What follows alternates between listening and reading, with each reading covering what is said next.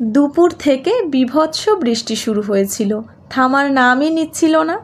সেই বৃষ্টি থেমেছিল বিকালে, আর এই বৃষ্টির মধ্যে আকাশের চাউমিন খাবার খুব ক্রেভিং হয়েছিল, তাই আমি এখানে করছি চাউমিন।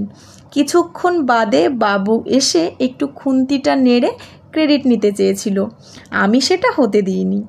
গার্নিশের জন্য আমি ওপর থেকে একটু শসা আর পেঁয়াজ দিয়ে দিয়েছি। সসটা দিইনি, কারণ ও সসটা খেতে একেবারেই পছন্দ করে না।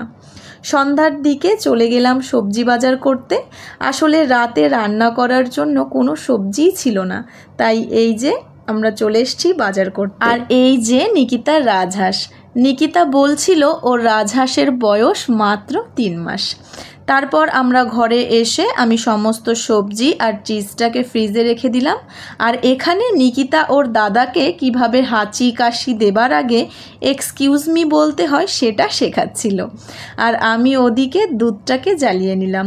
সাথেই কালকের জন্য কিশমিশ আর চিয়া সিড ভিজিয়ে নিলাম। রাতে ঘুমোতে যাবার আগে একটু মিষ্টি খেয়েছিলাম, তো এই মিষ্টিগুলোর মধ্যে এই কাজু কাতলিটা আমার সব থেকে ভালো লেগেছিল। আজ তবে আসছি, কাল দেখা হচ্ছে।